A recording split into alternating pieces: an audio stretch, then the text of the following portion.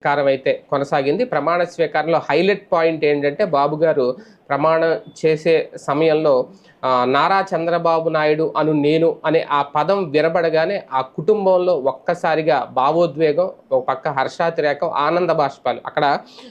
అక్కడ సభలో ముందు ఆ వేదిక ముందు కూర్చున్న కుటుంబ సభ్యులు ఎవరైతే ఉన్నారో వాళ్ళందరూ కూడా ఒక్కసారిగా కంటతడి పెట్టారు. అక్కడ ఎన్టీఆర్ కుమారుడు నందమూరి రామకృష్ణ అయితే భావోద్వేగంతో కన్నీరు పెట్టుకున్నారు. చంద్రబాబు సోదరుడు రామ్మూర్తి నాయుడు కుమారుడు నారా రోహిత్, అలాగే చంద్రబాబు కోడలు బ్రాహ్మణి, మనవడు దేవాంశు, హరికృష్ణ కుమార్తె సుహాసిని వీళ్ళందరూ ఆనందంతో చప్పట్లు కొట్టడం, అంటే తమ కుటుంబం ఒక రకంగా నారావారి కుటుంబం వేరు, నందమూరి కుటుంబం వేరు అనే ఒక మనస్పర్ధలు ఉన్నాయి వీళ్ళిద్దరి మధ్య అనుకునేదానికి చెక్ పడినట్టు అయింది.